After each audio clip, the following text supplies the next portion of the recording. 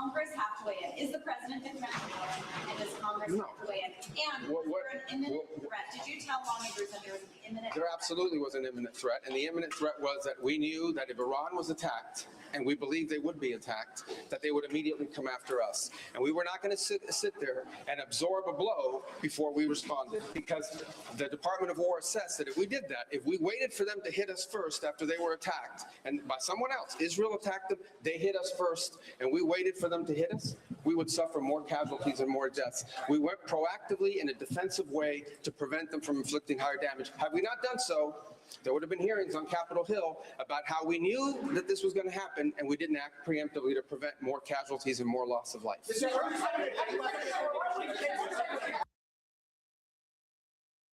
At all in your mind? I guess he is. Some people like him, and we haven't been thinking about too much about that. It would seem to me that somebody from within maybe would be more appropriate. I've said that. He looks like a very nice person, but it would seem to me that somebody that's there, that's currently popular, if there's such a person. But we have people like that. We have people that were more moderate. You know, these were radical lunatics, and you know what they get? They get nothing. All they do is kill people.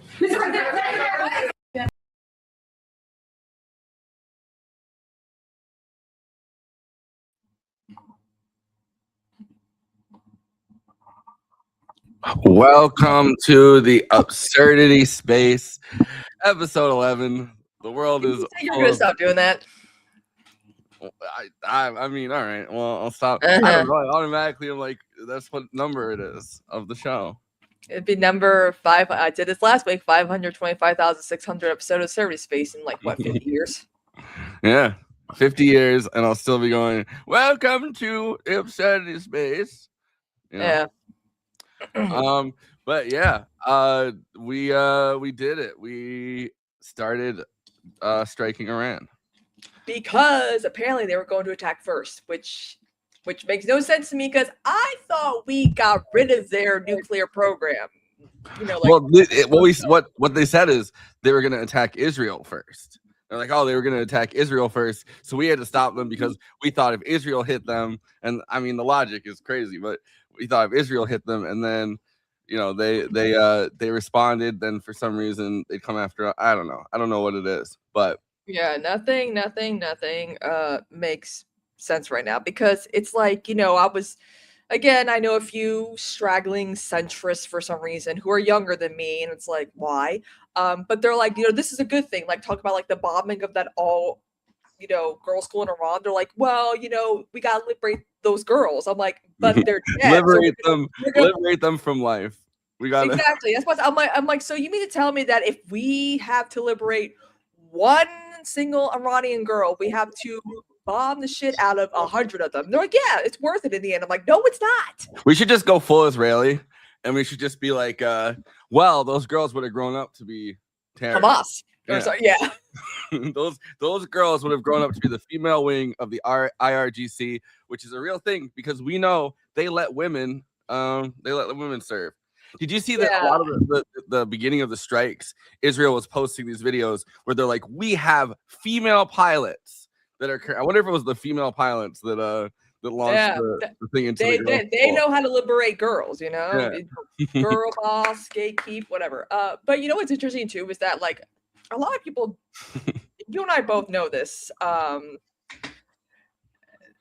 Iran, again, is the largest state sponsor of terrorism, blah, blah, blah, blah, blah. But again, arguing with these people who are Democrats, you know, moderates, even liberals, they still think that this is justified war. And I'm like, how many times have we have to go through this? I'm like, most of the foreign policy conundrum in the Middle East and in South America is at fault of the U.S. government because of coups, because of overthrowing democratically elected progressive-ish or even like moderately liberal types for like dictators. Because someone tried to tell me that the coup of Chile in 1973 was a success. I'm like, do you not understand that they worked with a Nazi cult to kidnap and torture like leftist dissenting voices of Pinochet?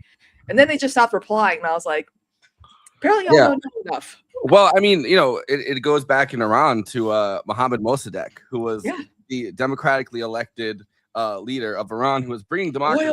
Yeah, during democracy, and because of that, the Shah kind of fled, which happened a bunch of times, and it's really funny to like imagine this Shah, he doesn't even have the aura of his dad. Like his dad had enough aura that it was like, you see pictures of him in the shades and stuff. It's like, all right, like this guy definitely started Savak with CIA help and could have like, he had enough aura on the stage to like get Americans to support him. And I don't think the son, Reza Pahlavi, has that same kind of aura, because I saw him get wrecked by Patrick Bet-David. Yeah, a lot of another thing too is that a lot of power players are also, like dead. So it's like who's there left really that could actually like, bring democracy and rule Iran in this new era of making sure girls can wear mini skirts again or whatever. I keep like, how many Ayatollahs have we been through? Like since. Like every few years we hear the Ayatollah veranda. I'm like, well, apparently all of them were bad. So when are we actually going to get a good one? We got to get a female Ayatollah in there. Exactly. But it's just so funny. We're like, oh, the Ayatollah veranda. It's like, oh, cool. What does this mean? Does that mean we don't have to attack them anymore? They're not. Someone made a comment I saw someone made a comment of how like youngsters need like another 9/11, and I'm like, first of all, Iran did not do 9/11. That was Saudi Arabia. Second of all, why would you say that? I think Iran needs a Benazir Bhutto, who's like the Pakistani leader that was the first woman they ever had in there, who was like wildly popular to the point where the only way to stop her from getting like another chance running Pakistan was that a guy ran up to her and shot her, and her kids kind of fled after that, and we're like, yeah, our mother was murdered like on behalf of I think on behalf of the ISI, as well as I think they believe that it was on behalf of American interests as well. But it's like a crazy moment in Pakistan's history, and it's like I think Iran needs somebody like that, because Benazir Bhutto, the one of the big parts of it, I think she died in 2007, I want to say, like a big part of it is that when Osama bin Laden and stuff was hiding out in Pakistan, it was like she was one of the people that kind of was keeping the balance between like Islamism and the ISI pretty much. Yeah, and just a reminder, guys, the Taliban was willing to give George W. Bush Osama bin Laden like a month after 9/11 happened, and George Bush was like, fuck that, let's go to war.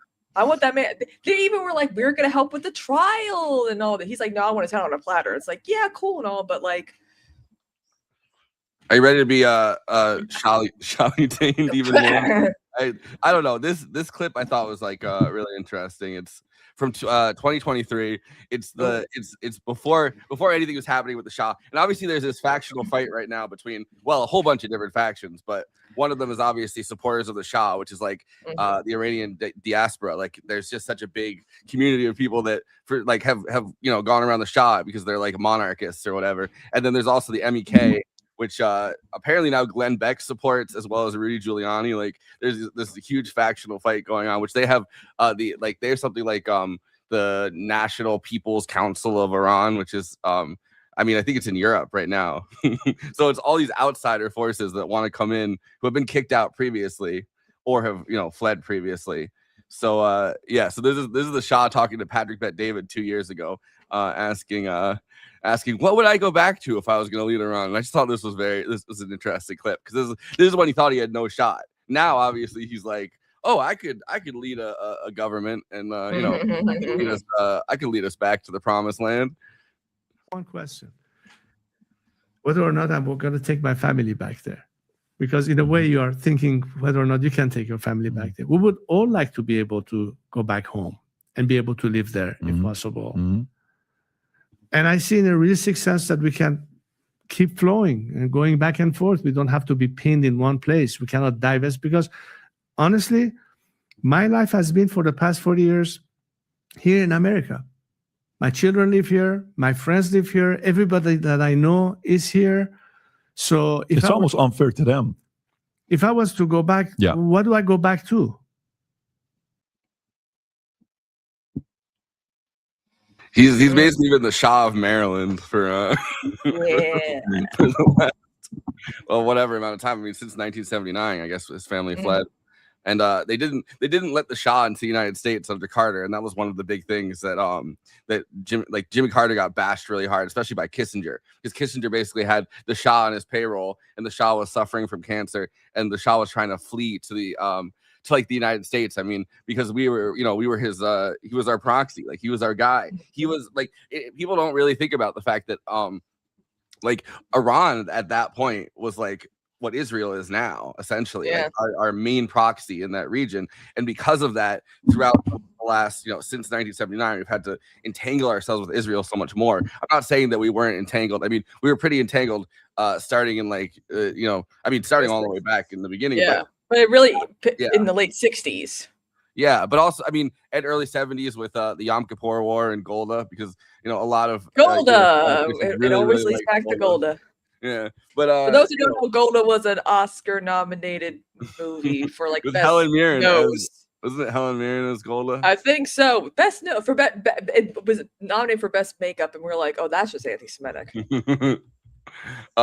Yeah, but it's I want to say it was Helen. It's interesting though when Helen Mirren as Golda with a fake nose. I know. It was which fake nose was worse, hers or Nicole Kidman's? And what was that movie she won? I think she won the Oscar for, but it's like it was kind of green. It was like what? Well, it was the same year. It was the same year that Bradley Cooper had made Maestro, and he had his fake nose. So it was like he really didn't need it. He really didn't need it. Oh, it was Bradley Cooper and it was Helen Mirren, both up for makeup with their huge ass noses that are fake. They really didn't have to do that. You know what's interesting though with Iran is that I'm trying to explain like the Iran-Contra affair. A lot of people are like, how does this tie into how crack got up on the streets in the 80s? I'm like, oh boy. I mean, because when I was like, because Anna Navarro is it's like a co-host of The View. Yeah. But like her father was a big supporter of. Her father was a Contra. Yeah, exactly. And she's like, that's what made me I know become a Republican, apparently, or something like that. And I'm like, why would you say that? I know this because recently I said something about it because she was back in the whatever, like her clip went viral or whatever. Her dad was the agriculture secretary, who turned around and then stayed in the country. Everyone else leaving. He stayed in the country and started. He became a Contra. Basically, he became like an agriculture secretary Contra. Yeah. And it's just so funny. Like, I remember old classic Daily Show in Nicaragua, by the way. That's I remember. I think what was it like 20? I think it was like during the whole Benghazi thing. Like she was like freaking out about like or something like, we're negotiating with terrorists. We're negotiating with terrorists. I'm like, bitch, what do you think your father was?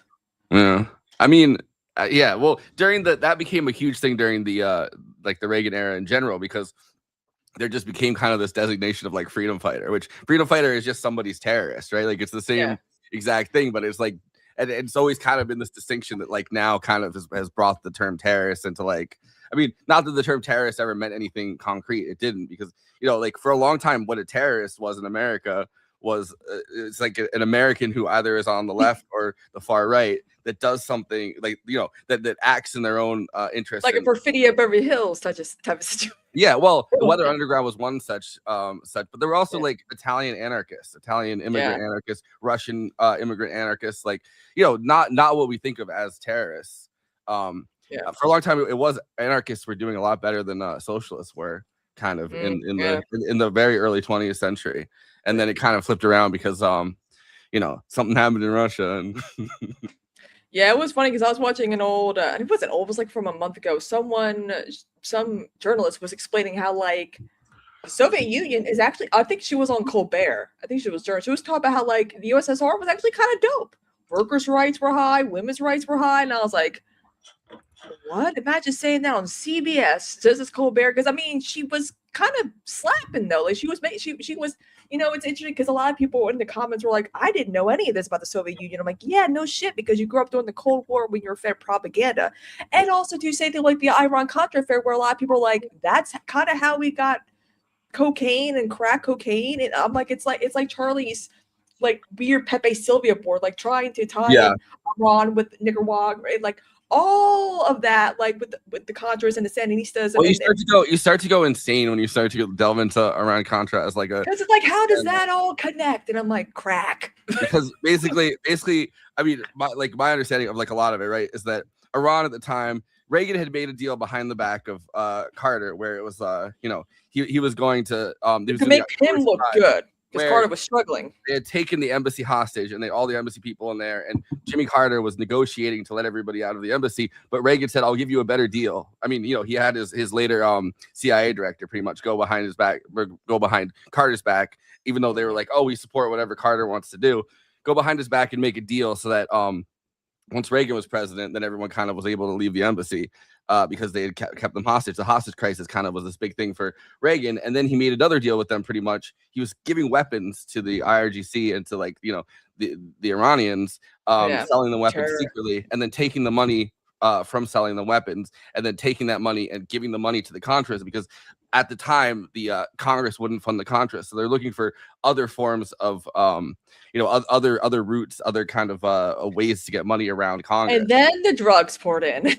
Yeah. Well, then what the Contras did is then they're the ones who poured the drugs in, essentially. And it's like that it's like this flow of money and of intelligence assets and all of these things. But you sound crazy when you try to make all the connections. It's like, and that's one of the reasons I think that it came to the point where kind of Reagan got away with it, even though a lot of people, because I thought even back then Iran was like the number one, sponsor of terrorism, even back then apparently. So it's like, it's amazing how people have like nostalgia for the 80s, wearing the Bush Reagan t-shirts, and I'm like, AIDS crisis was ignored, Iran-Contra affair, the economy sucked, trickle down economics, he had to dip in Social Security fund to fund the tax cuts that didn't work out. Like there was a whole bunch of shit that I'm like, I mean, the pop culture slapped. Don't get me wrong. The culture at the time, all the music, movies, art, whatever, fall of the Berlin Wall, whatever. But like the economy and what was going on, people forget that the 80s were a very, very dark time. Yeah, well, the 70s even more so, right? Like the 70s were a time. That's when terrorism became a thing. People were hijacking planes, jumping out of them, DB Cooper shit. Some of the people that hijacked planes were pretty based. Like there's a lot of PFLP, like Palestinian liberation people that would they would hijack the plane, then they would stop the plane, let everybody off, and then they'd be like, "Oh, we hijacked." Yeah, they're like, "We are going to land. Don't worry, we're not gonna crash or anything. The 9/11, whatever. That's not a thing now. But like, we're gonna let them land, and we're gonna just take off. Bye bye." But there's also throughout this time there was the Safari Club, which was the basically all of the most evil people around the world that you could think of that are U.S. assets, from Israel to Saudi Arabia to people like Khashoggi, Aman Khashoggi, who's the one who Adnan Khashoggi is the one who sold Donald Trump his yacht, his giant super yacht or whatever that he was taking around. That's that was like his friend and benefactor, which is how you look at Trump as having like these intelligence ties. He was also very connected to Epstein, so it's like you could look at Trump having these ties all the way back then. It went from like I can't remember what he called his yacht. It was Trump's dad's from Germany, right? Not the Bronx. Yeah, but I saw that and I was like. But yeah, all that to say that this goes back quite a while and has a lot of U.S. connections. But just a reminder, guys, Iran, again, they keep saying, it's because Iran bombs like our military bases in the Middle East and all that. But it's like at the end, you can't be saying that it's the number one sponsor of terror. I know it's Manny. I'm dog sitting for a few days, but like, I just don't understand where this narrative is the number one state sponsor of terrorism comes from, because it's like Iran's never attacked us specifically.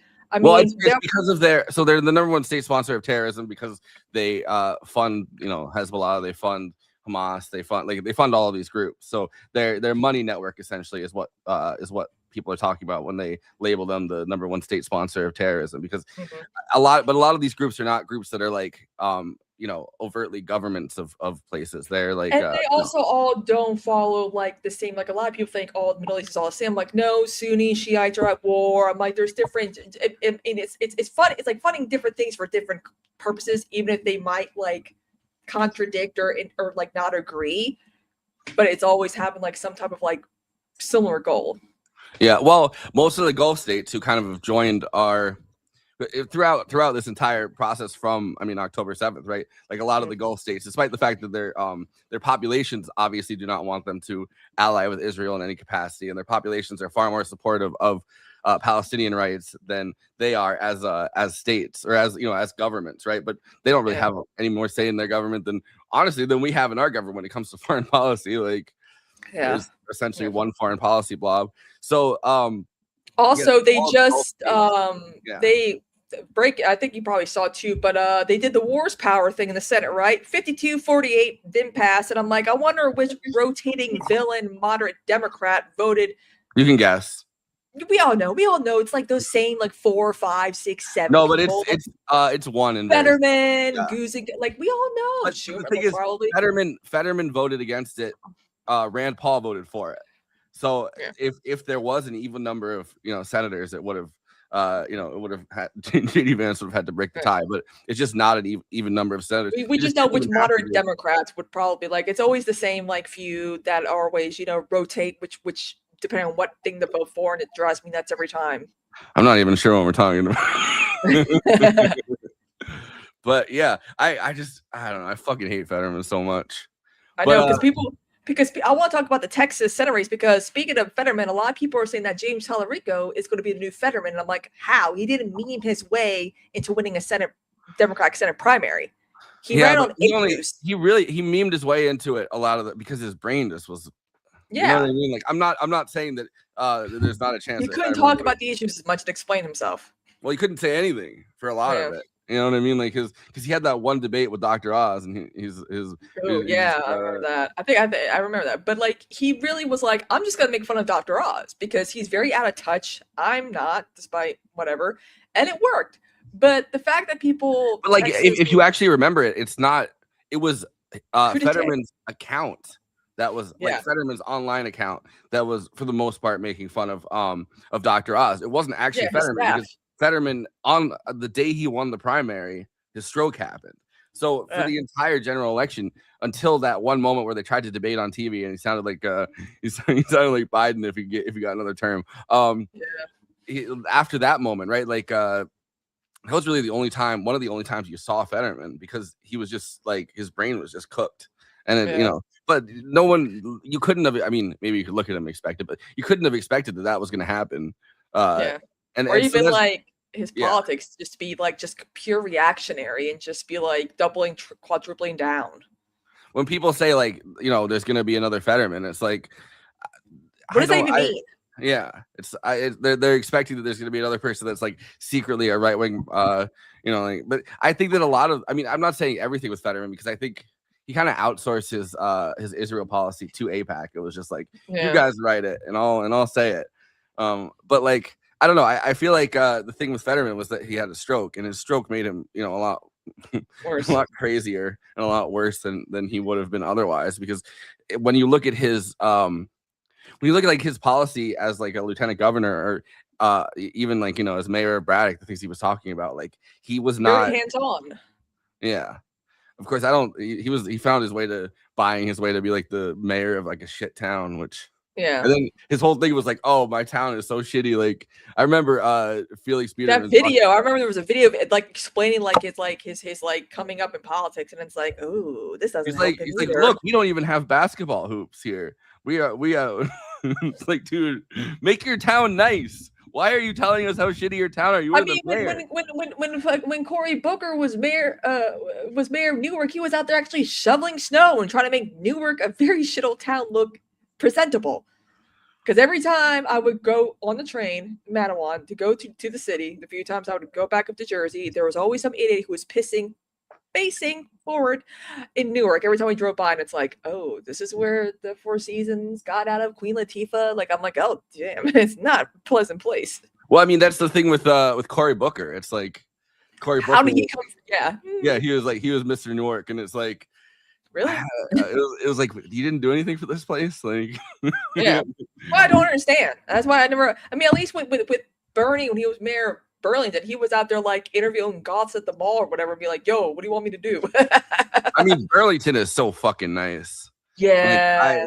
I've gone there on multiple vacations because Vermont would be a nice if you're someone who's like, oh, I don't want to get into the city, but I want to move up north. I feel like Vermont's like the perfect like state to live in.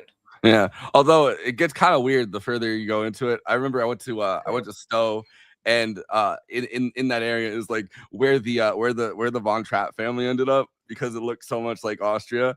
And Oh I yeah, remember, there's well, always that one town that's like a little slice of Bavaria. It's kind of like Helen, Georgia. When you well, I go remember there, I was driving with my friend, and like we were staying at some like Airbnb or something. oh, I was nice. driving and then I remember it was like the Von Trapp family bar and the grill, and I was like, oh fuck, like there's like they stayed here because it looked so much like their home of Bavaria, or or like Austria, their home of Austria, and like the Austrian hinterlands. And I was like, I mean, I guess. Like, yeah. So I want to talk about Tuesday, because we were covering Begonia, Yeah. But like Democrats did pretty well for their primaries, and Dan Crenshaw. I mean, there were some Republicans who were like, I didn't know they were in trouble, like Dan Crenshaw. Like there was clearly a lot of Republicans who are very pro AIPAC who are actually struggling. It's like, okay, I see that, but also too, there were some outcomes where people were mad, obviously, when it comes to Jasmine Crockett and James Tallarico, and it's just like, here's my thing. They both ran very similar campaigns on policy. Dude, I would be so down to have a creator commune in Vermont. That actually would be the I love best way to Vermont. That's like the place that I've gone that I'm like, I would move here. Yeah. That's why Bernie loved it. But like the problem with the campaign is that Tallarico was focusing on issues. He kept it very nice, very clean. But Jasmine Crockett was like, I'm gonna run a campaign like Trump. And just use my identity as a Black woman, accuse people of being racist. We've seen this before with certain like liberal, Black Democrats who run or whatever. And it's like, it's the same playbook. But even then, even Colin Allred, who started that rumor, the mediocre Black man thing that James Tallarico did not say at all. He just said the campaign was less than or whatever. Kind of looks like Black Fetterman. He really does. Yeah. I forgot he was a Justice Democrat, but then AIPAC swooped in. And I'm like, of course. He also didn't know he was a football player. I was like, yeah, you sound like someone who was in the NFL. I saw a picture of him standing next to Jasmine Crockett and his body posture. I mean, he's more in shape than John Fetterman. Don't get me wrong, but the body like the slump forward that he has, it reminded me, because he's so tall and kind of almost ogre-like. And I was like, this kind of reminds me of Fetterman. Like when I hear his voice, I'm like, yeah, he definitely does sound like he was in the NFL. Did y'all feel like Black Fetterman? Yes. But it was so funny that it's like part of the reason why Jasmine Crockett left her district, even though it got redrawn, she really didn't have to leave, because her replacement was a pastor of hers that she promoted, who basically said "fuck Israel" on October 8th. I wanted to play this clip. This is his speech. He's more progressive than her. I guess Jasmine Crockett wasn't paying attention in church that week or something, but oops. Come on. Oh, hello. Because I recognize that we got to be pro-Israel. Yeah, we got to do that, or we get in trouble. Well, I'm coming to get in trouble. Israel, and I'm going to quote Jimmy Carter. Jimmy Carter says that Israel is engaging in apartheid with Palestinians. And so the Palestinians who don't have the weaponry of Israel, the Palestinians don't have the financial backing from the United States that Israel has. And so they throw their rocks and shoot their arrows, and Israel is able to bomb them and kill them. Watch in the news a disparity between Palestinians being killed and Israelis being killed. It is totally unfair, but this country's going to stand on the side of apartheid because that's its track record. It stood by apartheid in South Africa because it created apartheid in this country. You know what? This reminds me. You know what this reminds me of? The week that October 7th happened, my 30th birthday, right? I did my stream with Dan from the web. I literally was like, "Fuck Israel!" I'm like, I was like, "It's good." That man should run for president one day. It reminds me of Raphael Warnock before he was a senator, when he was Reverend Raphael Warnock. Yeah, he gave a very similar. I mean, he did not go that hard, and I think it was because he was like the person who was he was the preacher that was in Martin Luther King's church, so he was like post Martin Luther King family in that seat. So I think that's the reason why he wasn't going as hard. But he did like a very cool critical of Israel speech. I would call it, or sermon. By the way, black church seems so much more fun than white church. Why do you think Jim Jones went to black churches growing up? I don't know, because he was looking. No, never mind. I mean, he I was gonna make a really bad joke. Yeah, good thing you stopped yourself. But from what I remember hearing, growing up, he said he felt more like identified with the black kids growing up because they were ostracized and all that. I'm like, well, you're the one who was killing like random animals and forcing people to attend your funeral. So yeah, okay, that maybe you're just weird. But like he's like, liveliness. People see me kill cats and they're But like he liked the energy because he would mix like the black church with like a Pentecostal type of blah, blah, blah, blah, blah, this, and I'm like, oh, that's great.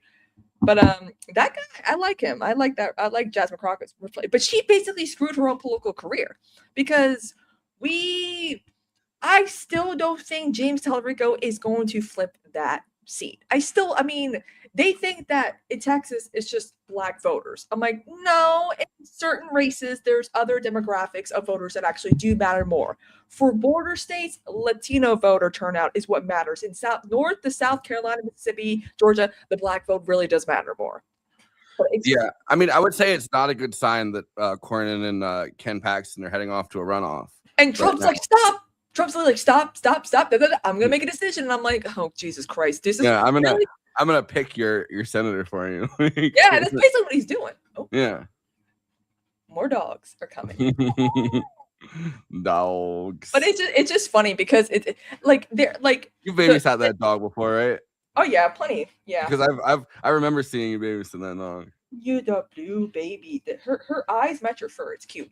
But what's funny to me is that a lot of black, the Jasmine Crockett supporters are like, we are going to tackle racism by doing other forms of racism against Latino voters who did not get behind our can. And I'm like, what? No, like that doesn't give you a pass because I mean, I tweeted out some stuff. It's like, y'all black liberals love to talk about supporting black women, unless it's Cori Bush, Nina Turner, Donna Edwards, Summer Lee, Ayanna Pressley, like Ilhan Omar, and then like I just stop because the list goes on, and a lot of other people are like, yeah, thank you, finally someone said it. So well, I'm like, you're welcome, I guess. Right. I was arguing this with somebody the other day that was being really fucking annoying, and I can't even remember what context it was, but it's always like listen to X voices, like listen to black voices, listen to black women's voices. Like it always means the people you already agree with.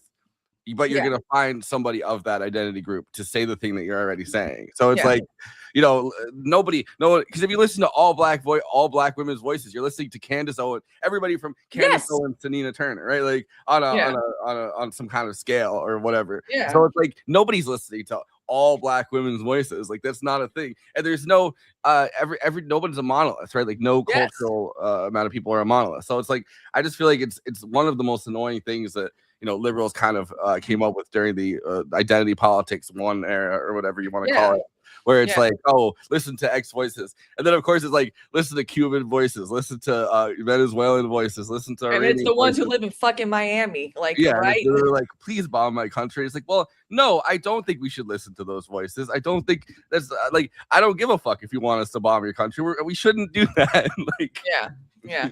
And it was interesting too, because I was surprised that I got very little pushback from some of my tweets about this stuff, because it's like, oh, I'm a white woman. What am I going to do? But then, a lot of, black leftists were like, yes, thank you. Someone has to say this. Someone has to point this out because we are not a monolith. And I'm like, yeah, I agree. I'm like, it's not fair to you guys because you're constantly being pushed out because black Democrats still want to support the status quo.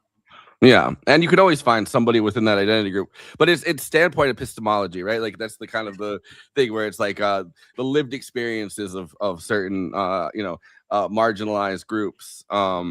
Tapping in from state prison, nice. What did you do?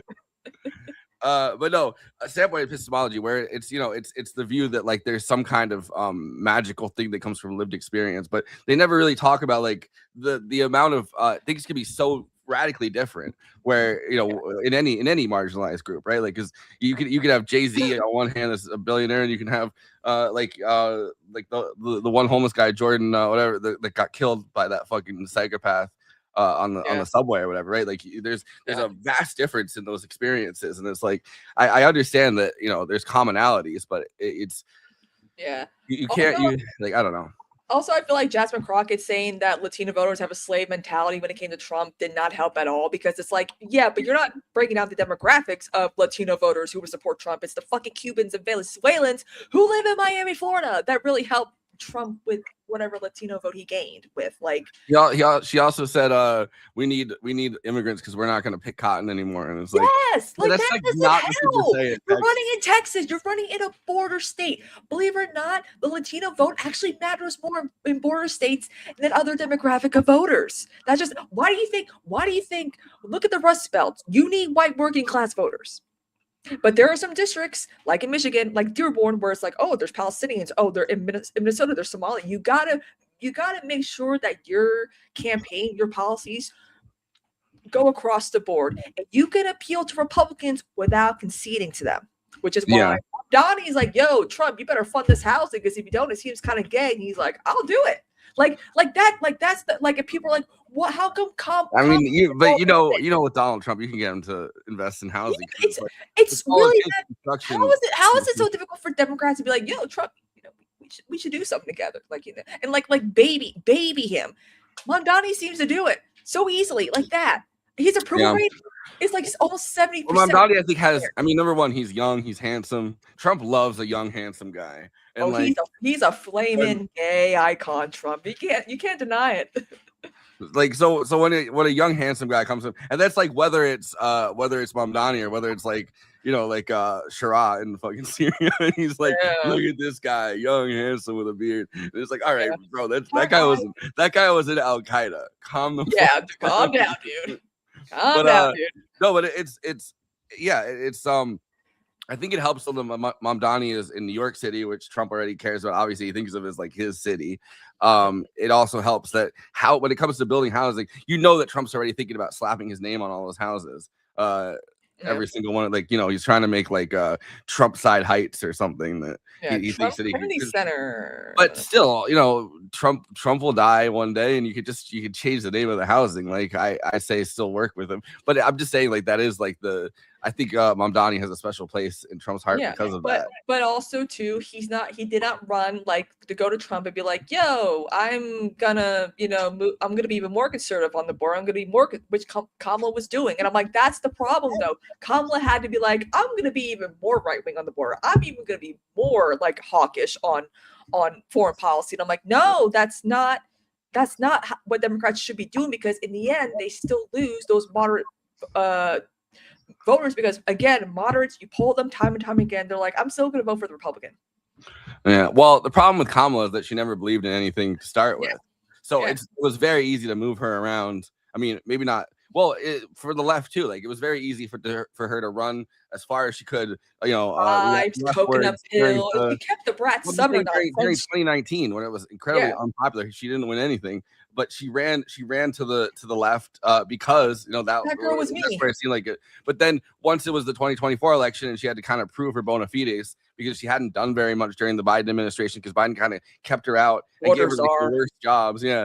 So she ran back the other way. And because she doesn't believe in very much, and because there's nothing rooting her politics into it, it's like she can be moved very easily. So she was running away from her terminology as being far left, whereas somebody like Mamdani or somebody like a Bernie Sanders or something that stays put and says like, no, this is what I am. It's not radical. This is just kind of how society should function. Like there's things you can do to not moderates. But I don't know. Kamala kind of, because there's nothing rooting it down there, and because honestly, she's kind of failed upwards.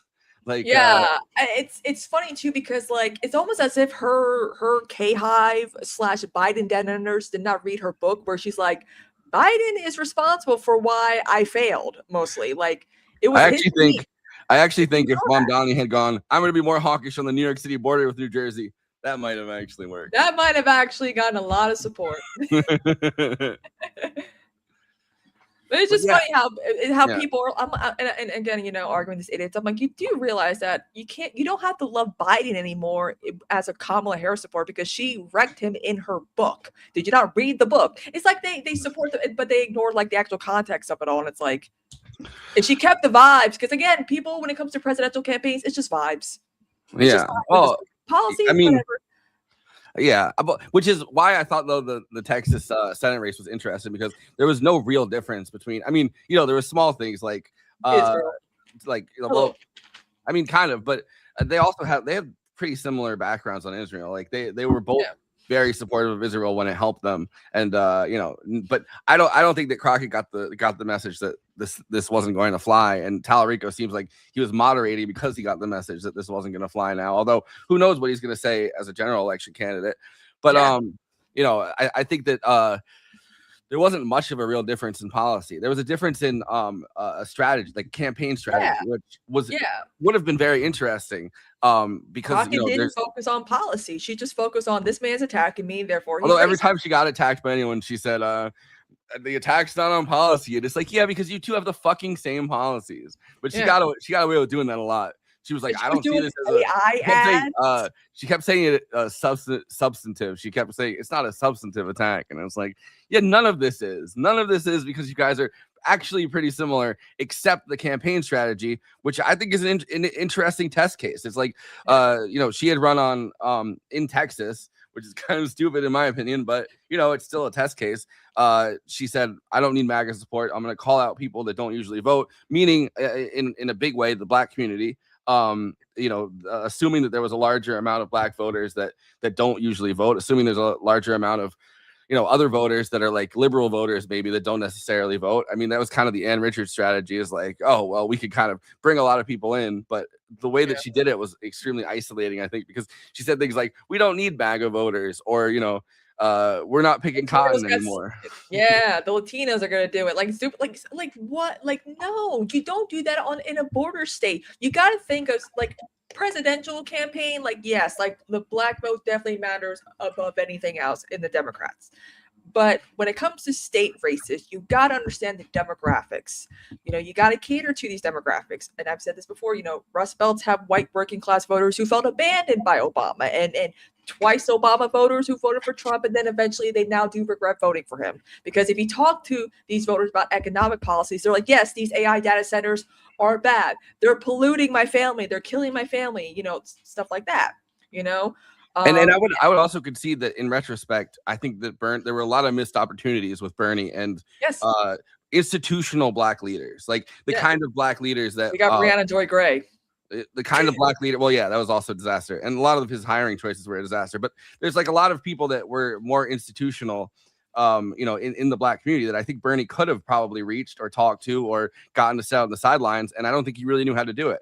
And I don't think he really had the apparatus that was going to allow him to do that. And when he did manage to do it, obviously the media ignored it, like Jesse Jackson endorsing him and stuff. Like you wouldn't have known that. Donald, I remember meeting Danny Glover. I was like, oh hell yeah, dude. But also too, it's like in 2016, they're like, oh, his base was too white and too male, okay, because he needs a diverse space to win, right?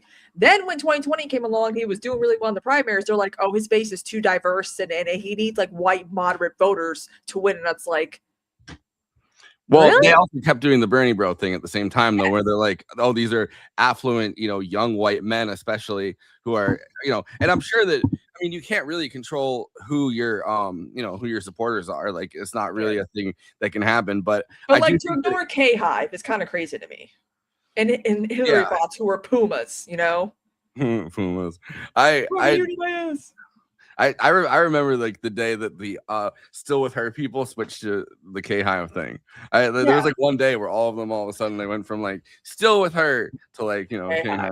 Some of them still with her. And it's funny too because one of our actual Twitter moots, you know, barbaric, you know, criticism, you know, she was the focal point of a K-Hive like mass like doxing attack and stalking, and that the Huffington Post actually wrote an article about like, hey, you know, I know Bernie bows are kind of a thing, but have you guys heard about this K-Hive thing and what they've been doing to people online? And people still like forget that that was a thing that happened. Wait, where are you, class Rust Belt voter here? They're trying to put up a data center in my county. I think they snuck one in the county below me. This Eddington ass Yeah. county. Yeah. I mean, there's one thing that like I feel like the best way to appeal to like white working class voters who voted for Trump a few times and they now are like, hello from South Africa. Hey, how's it going? hello. Get them on the anti-AI data center stuff, because that will definitely be like, excuse me, like I'm very concerned about how much of our without economy knowing, without being approved that these things are being built. But also, like 90% of our economy in the last year in 2025, our economic growth was data centers, and it's all like one company that's kind of building all of the data centers, and they're all for like companies like OpenAI that aren't living up to the promises of. Yeah, so it feels like it feels very concerning that like so much of our economy is based around that. And hearing stories of like families who live near these data and communities. We don't love Trump in America. No, we don't. What? Who? No, we don't do that here. We don't do that here. But like it's sad because it's like, you know, a lot of these communities, these families who live near these data centers, like we have to work and make our own happy life.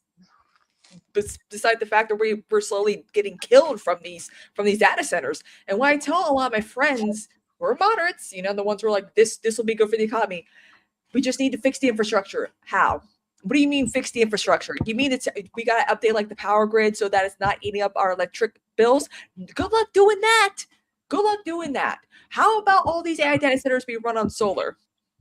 And not fucking RAM from PCs, because I want to get a new computer, and apparently the most affordable computer part is no longer affordable. I heard like it's $5,000 for RAM now. Like same thing with GPUs and all the water and stuff. And a lot of people like to say, oh, well, all the golf courses use more water than AI data centers. I'm like, not for long. Yeah, I think. Yeah, I mean it's the relentless water use of those data centers, like you said. It's cool. And it's just there's so much about them that feels like it feels like just our economy. They're loud. Yeah. Well, and you know they belch out kind of smog like because they're not good for the climate, and people keep on trying to like do this thing where they're like, well, the climate's not the real problem. And it's like, but the climate. It feels like people are kind of running away from the climate being a problem. Yeah, like, just accepting it. Like you cannot escape. Like whenever my mom wants information on Facebook, she just clicks on like the Meta AI. I'm like, don't do that. Just click on the article. Read. Like people are not reading anymore. Like, but I mean, like writ large. Like in the era of Trump, like it feels like people have like even a lot of liberals have run away from talking about the climate. It's like the climate is just accepted as like a done deal, and it's like. The carbon tax obviously was a big policy. I mean, I'm not necessarily even like a huge carbon tax like person as an idea, but it's like you know, like, that kind of got thrown away.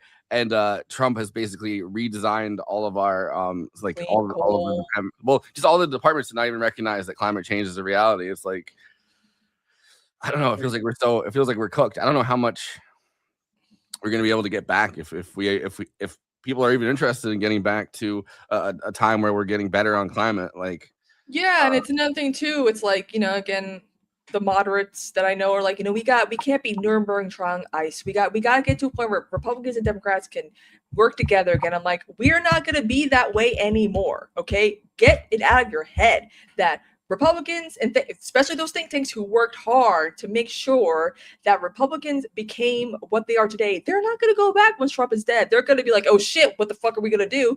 But if they come back and grovel and try to apologize and be on their knees begging for no, we're not going to forgive them. Because there's this one girl on TikTok who I follow who she's got a strong Southern accent. She's like, you know, with Democrats and stuff like that. She's like, you know what I want to see? I want Chuck Schumer. She's like, they're like, well, what do you want Democrats to do? She's like, I want Chuck Schumer to pull a gun on the Senate floor. I want Bernie Sanders to call it a bomb threat. I'm like, you know what? Bring back duels in the Senate. Like, why? Like, I would go big or go home. Democrats, why? Don't do that. Like, I don't. Yeah, I mean, I don't know. I just feel like Things are so cooked right now, and it's like every time there's We like gotta be the adults in the room for us. Remember that. We gotta be the adults in the room. I don't even know in this Trump administration who is the adult in the room, because it was Steve Mnuchin in the first Trump administration. Like he was the one that was kind of holding shit down every time Trump got too And far. eventually Bill Barr was like, maybe I should also be an adult, sort of, kind of, maybe. Maybe I should be an adult in the Write a room. But book. they're like, all right, we'll let you come here one time, and then you'll never shut up about it.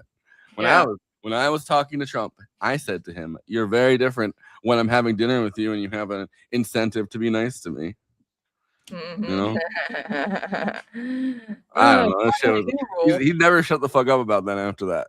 But no, but I just feel like there's like so much damage is going to be done in the next few years, judging by what's happened just in the first year. It's progressing so fast, too. Yeah. And it's like, how do you undo any of that? I mean, if anyone even is going to undo any of that later on, like how do you even remember all the stuff that's been done?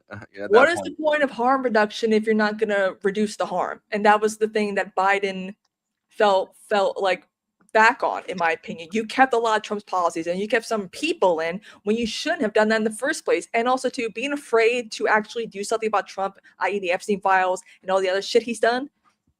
Merrick Garland, there's a special place in hell for you. I do wonder what's going to happen. I mean, I think the midterms probably Democrats will get a lot of Republicans. I think it's up to 30 now that are not seeking re-election, which is not good. Yeah, but then they just get replaced by crazier people, and every town, every area seems to have a crazier guy.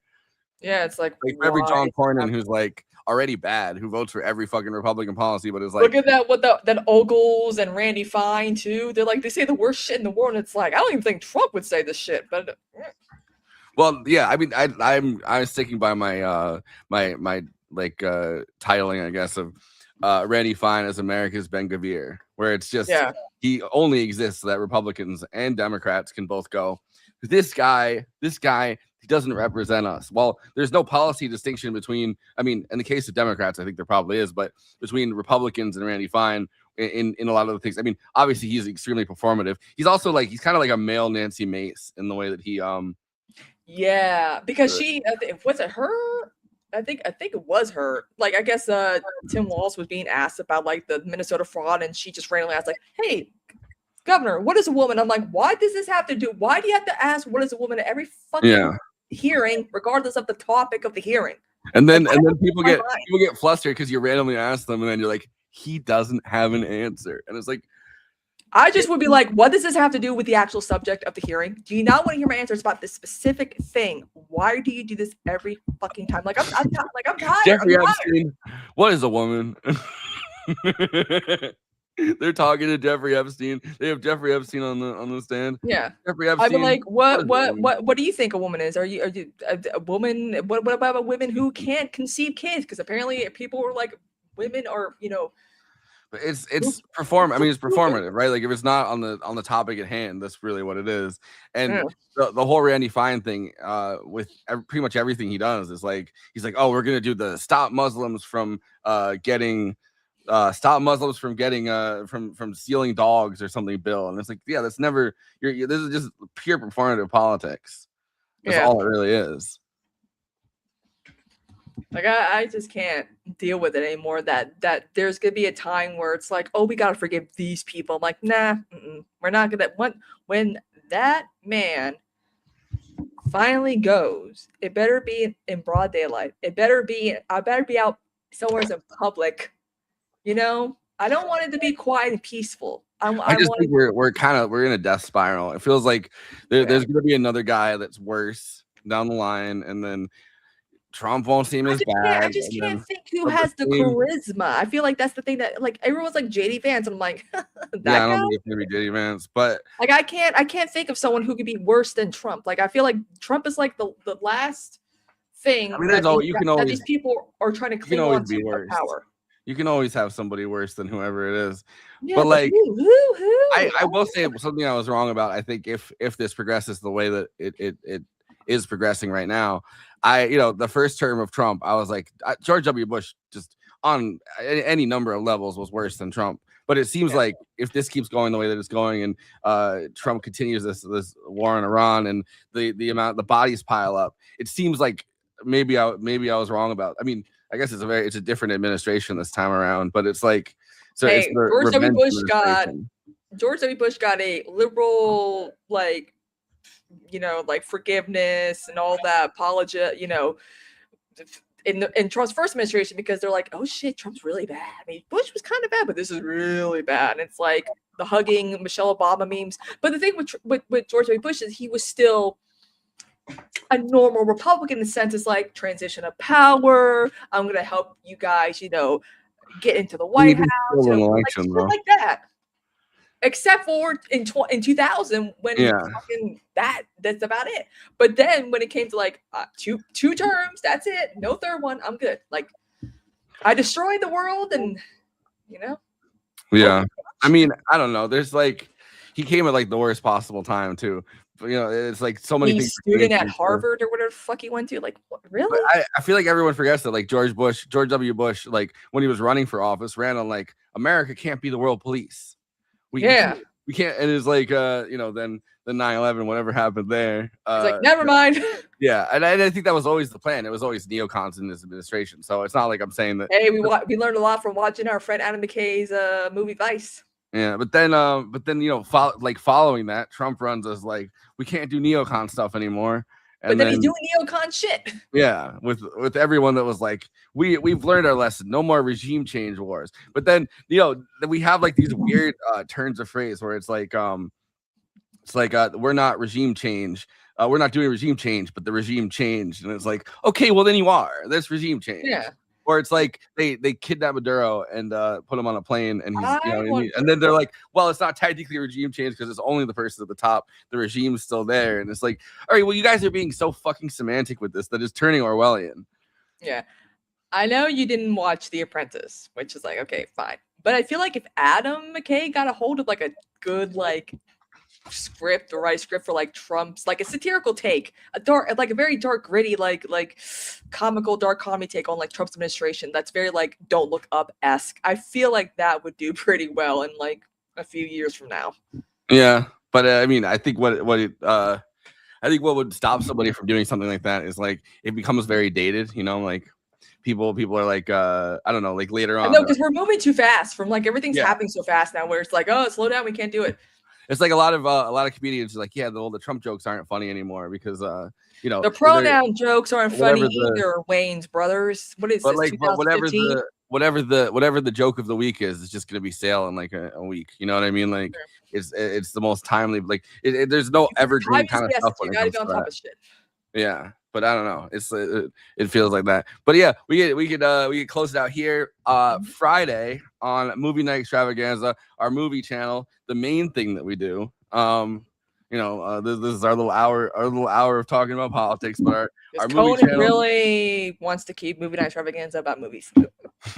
On Friday at 8 p.m. we're doing a speed round of the Oscar movies that we have not covered. I still have to watch K-pop Demon Hunter, and I don't know if I'm going to survive that.